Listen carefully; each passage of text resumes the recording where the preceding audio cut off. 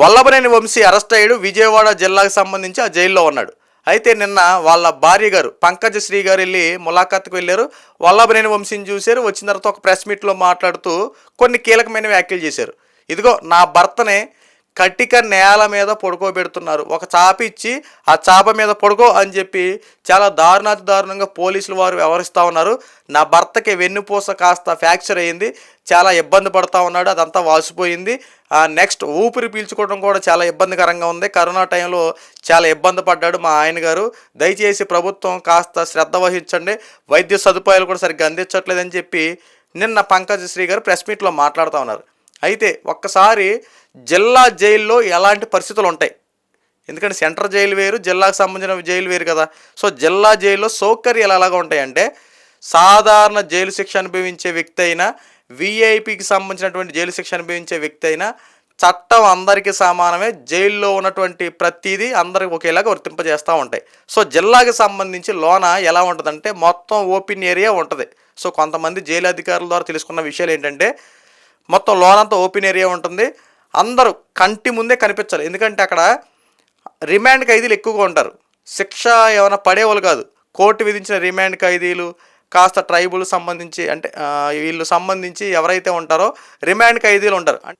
వీళ్ళ మీద ఇంకా శిక్ష ఆరోపణ కాలేదు, వీళ్ళ మీద దర్యాప్తు జరుగుతూ ఉంది అని చెప్పి పోలీసులు ముందస్తుగా వాళ్ళు తీసుకొచ్చి రిమాండ్ ఖైదీగా విధిస్తారు. సో ఎక్కువ శాతం జిల్లాకు సంబంధించినటువంటి ఈ యొక్క జైల్లో రిమాండ్ ఖైదీలు ఎక్కువగా ఉంటారు. అయితే ఆ రిమాండ్ ఖైదీలు ఉన్నటువంటి ఆ జైల్లో అక్కడ ఉన్న పరిస్థితులు ఎలా ఉంటాయంటే, ప్రతి ఒక్కరికి చాప మీదే పడుకోవడం. ఎందుకంటే జిల్లా జైల్లో ఈ బెడ్ ఫెసిలిటీస్ ఉండవు, కామన్ బాత్రూమ్స్ ఉండవు, అందరికి సంబంధించి అన్ని ఓపెన్ ఏరియానే ఉంటుంది. పడుకోవడం కూడా హాల్కి సంబంధించి పెద్ద హాల్ ఉంటుందని చెప్పి మనకు తెలిసినటువంటి కొంత సమాచారం ప్రకారం మీకు తెలియపరుస్తున్నా. అయితే వల్లభనేని వంశీ పరిస్థితి 2 సార్లు ఎమ్మెల్యేగా గెలిచినా, 10 సార్లు గెలిచినా, 30 సార్లు గెలిచినా మీరు చెప్పినటువంటి రాజ్యాంగంలోని నీతి సూత్రాలే ఈ రోజున వల్లభనేని వంశీ కూడా వర్తింపజేస్తూ ఉన్నాయి. ఎందుకంటే గతంలో చంద్రబాబు నాయుడు గారు అరెస్ట్ అయినప్పుడు ఇదే అంశాల గురించి మీరు మాట్లాడారు కదా. అప్పుడు కూడా అంతే, సెంట్రల్ జైలుకి తీసుకెళ్ళినప్పుడు చంద్రబాబు నాయుడు గారికి ఒక స్పెషల్ రూమ్ ఇచ్చారు. సో దానికి సంబంధించి దోమలు అవి కొడుతున్నాయి, చాలా ఇబ్బందికరంగా ఉంది అని చెప్పి చంద్రబాబు నాయుడు గారు దాని గురించి చెప్పిన సందర్భంలో మీరు మాట్లాడినటువంటి మాటలేంటి, జైల్లో దోమలు కొట్టకుండా రంబా ఓఆర్ఎస్ వచ్చి గిల్లుతారా అని చెప్పి మాట్లాడారు. ముసలోడికి ఈ మాత్రం సౌకర్యం కల్పించడం ఎక్కువ అని చెప్పి చాలా హేళనగా మాట్లాడారు. ఈరోజున వల్లభనేని పరిస్థితి ఏంటి, ఇదే వల్లభనేని ఈ అంశాలు కూడా మీద చాలా కీలకమైన వ్యాఖ్యలు చేశాడు. ఇప్పుడు వల్లభనేని వంశీ పరిస్థితి ఏంటి. సో ఆ రోజున ప్రతి ఒక్కరికి ఎలాంటి చట్టాలు అయితే అవలంబించాయో ఈరోజు కూడా సేమ్ అందరికి ఒకటే చట్టం. వైఎస్ఆర్సీపీ పార్టీ వాడు అరెస్ట్ అయితే ప్రత్యేకమైన బెడ్, ఫ్యాన్లు, ఏసీలు ఏమి ఏర్పాటు చేయరుగా. జైల్లో ఉన్న ప్రకారమే కదా అందరికీ ఒకే ఫెసిలిటీసు. సో వాళ్ళు చాప మీద పడుకుంటే వీళ్ళు చాప మీద పడుకోవాల్సిందే, వాళ్ళు కట్టిక నేల మీద పడుకుంటే వీళ్ళు కట్టిక నేల మీద పడుకోవాల్సిందే.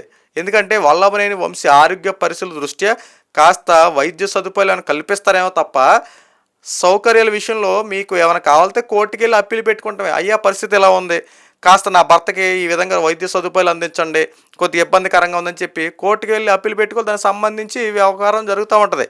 కానీ ఈ రోజున వల్లభనేని వంశీ జైల్లో చేస్తున్నటువంటి వీరాంగం అంతా ఎంత కాదు, పోలీసుల వ్యవస్థ మీద కూడా విస్తృత స్థాయిలో తిరగబడుతున్నాడంటూ కొన్ని వార్తలు కూడా వెలుగులోకి వచ్చాయి. రిమాండ్ ఖైదీగా ఉన్నటువంటి వల్లభనేని వంశీ పోలీసులు అన్నం పెట్టి అది అన్నం తినమనిస్తే అన్నం తినకుండా ఇసిరి కొట్టినట్టు, పోలీసుల మీద చిర్రుబుర్రు ఆడిపోతున్నట్టు కొన్ని వార్తలు బయటకు వస్తూ ఉన్నాయి. అయ్యా వల్లభనేని వంశీ గారు, మనం ఉన్నది అత్తగారి ఇంటి దగ్గర కాదు, మీరు అత్తగారి ఇంటికాడ ఉన్నట్టు ఈ ఫుడ్ కాదు ఆ ఫుడ్ పట్టరా, అది పట్టరా, ఇది పట్టరా అని చెప్పడానికి. జైల్లో ఏ ఫుడ్ పెడితే అదే తినాలి, ఏ నీళ్ళు ఇస్తే ఆ నీళ్ళు తాగాలి, ఏ పని చెప్తే ఆ పని చేయాలి, ఎలా ఉండాలి అలా ఉండాలి అంతే. సో ఇలాంటి ఎలా ఉన్నాయి ఆ ప్రకారం ఉండాలి తప్ప నేను అది చేయను, ఇది చేయను, అలా చేస్తా, ఇలా చేస్తా అంటే ఎలా అండి. ఈరోజున జైల్లో ఉన్నటువంటి పరిస్థితులు ఒకసారి చూడండి, అందరికీ ఎలాంటి వర్తింపు చేస్తారో వల్లభనేని వంశీ కూడా అలాంటి వర్తింపు చేస్తారు. కానీ ఒక విషయం మాత్రం బాగా గుర్తుపెట్టుకోండి, తప్పు చేసిన వాడికి ఏ రోజైనా ఖచ్చితంగా శిక్ష పడుతుంది. కర్మ ఎవరిని విడిచిపెట్టదంటారు చూసారా, ఎవరు తీసుకున్న గోతులు వాళ్ళే పడతారంటారు చూసారా. ఇలాగే అధికారం మాకు 5 సంవత్సరాలు ఇచ్చారు, అధికారం ఉన్నప్పుడు మేము ఏదైనా చేసాం, ఎలాగైనా ఉంటాం, రాబోయే రోజుల్లో అధికారం మాదే, మేమే చెప్పిందే వినాలి, ఎవడైనా సరే మా దారిలో నడవాలని చెప్పి చాలామంది ఇలాగే ప్రవర్తించారు. సో ఈ రోజున వాళ్ళలో అత్యంత ముఖ్యుడు ఎవరంటే వల్లభనేని వంశీ. వంశీ యొక్క తీరు అలాగే ఉంది. వల్లభనేని వంశీ మామూలు ఆషామాష వ్యక్తి కాదు. అందరూ ఒక దారిలో ఆలోచిస్తే వల్లభనేని వంశీ 2-3 దారులు ఆలోచించేవాడు. అపర మేధావి ఒక రకంగా చెప్పాలంటే. మంచి ఎడ్యుకేటెడ్, వెటనరీ డాక్టరు, తల్లిదండ్రులు టీచర్లు, మంచి ఎడ్యుకేషన్ ఫ్యామిలీ నుండి వచ్చినటువంటి వల్లభనేని వంశీకి ఎలాంటి బుద్ధులు అభినయం అంటే, ఈ రాజకీయంలోకి వచ్చిన తర్వాత వల్లభనేని వంశీ తన క్యారెక్టర్ అంతా బ్యాడ్ చేసుకున్నాడు. వల్లభనేని వంశీ మంచి వక్త, ఒక రకంగా చెప్పాలి, బాగా మాట్లాడతాడు, మంచి మాటగారి, సందర్భాన్ని బట్టి ఎలా మాట్లాడాలి, ఎక్కడ ఎలా వ్యవహరించాలో ప్రతి తెలిసినటువంటి వల్లభనేని వంశీ. కానీ కుటుంబ పొరుగు తీసుకున్నాడంటే ఒక రకంగా అది అవునని చెప్పాలి. అలాంటి వల్లభనేని వంశీ ఈరోజు జైల్లో ఉన్నాడంటే కారణాలు ఏంటి? ఇప్పుడు వల్లభనేని వంశీ ఏం మాట్లాడుతున్నారు? నారా లోకేష్ గారు, చంద్రబాబు నాయుడు, పవన్ కళ్యాణ్ గారు కావాలని చెప్పి వాంటెడ్గా టార్గెట్ చేసి అరెస్ట్ చేశారు, అంతే తప్ప నేను ఏ తప్పు చేయలేదని చెప్పి వల్లభనేని వంశీ అంటున్నాడు. కానీ వల్లభనేని వంశీ యొక్క రాజకీయ భవిష్యత్తులో బయట చేసినటువంటి ఒక విషయాలు వెలుగులోకి తెస్తే పార్టీ ఆఫీసులు ధ్వంసం చేశాడు. రాజకీయాల గురించి మాట్లాడుకోవాలి, రాజకీయాల గురించి ప్రశ్నించుకోవాలి, రాజకీయాల గురించి ఫైట్ చేసుకోవాలి, ఏది ఆ యొక్క సిచ్యువేషన్ బట్టి. కానీ వల్లభనేని వంశీ చేసింది ఏంటయ్యా? పార్టీ ఆఫీసులు ధ్వంసం చేయించాడు, పెట్రోల్ పోసి తగలబెట్టించాడు. సో దానికి సంబంధించినటువంటి ఎవరైతే దానికి చేసినటువంటి ఆ వ్యక్తి ఉన్నాడో అతన్ని కిడ్నాప్ చేశారు. So SC ST case Vallabhaneni Vamsi మీద ఫైల్ అయింది. దానికి సంబంధించి రిమాండ్కి వచ్చాడు. ఆ కిడ్నాప్ చేసిన వ్యవహారాలు తర్వాత విజిలెన్స్ టీం అంతా గన్నవరంలో మొత్తం ఎంక్వైరీ స్టార్ట్ చేశారు. తీగలాగితే డొంక కదిలినట్టు ఒక్కొక్క విషయం బయటకు వస్తూ ఉంది. ఇందులో వల్లభనేని వంశీ అక్కడ గన్నవరం నియోజకవర్గంలో చేసింది ఏంటి? ఆ ఘనకార్యాలు అంటే గ్రావులు ఉంటాయి కదా, ఆ గ్రావులు తోవుకొని అమ్ముకొని సుమారు ఆ గ్రావుల ద్వారా 200 కోట్ల రూపాయలు సంపాదించాడంటూ లేటెస్ట్గా వస్తున్నటువంటి వార్త. అంతేకాకుండా రియల్ ఎస్టేట్ సంబంధించి వెంచర్లు వేస్తారు కదా, ఈ వెంచర్లు వేసే వాళ్ళ దగ్గర ఈ వల్లభనేని వంశీ అనుచరులు వల్లభనేని కాస్త కొన్నిసార్లు వెళ్ళి వాళ్ళందరినీ బెదిరించి నాకు ఖచ్చితంగా కమిషన్ ఇవ్వాల్సిందే, మీరు ఇక్కడ వెంచర్ వేస్తే మీరు ఎవరైనా సరే, ఎంత వాడైనా సరే, మీ వెనక ఎవరున్నా సరే, నాకు ఖచ్చితంగా ఇక్కడ మీరు కమిషన్లు కట్టాల్సిందే అంటూ వల్లభనేని వంశీ బెదిరింపు చర్యలు పాల్పడ్డాడంటూ కొన్ని ఆరోపణలు వస్తూ ఉన్నాయి.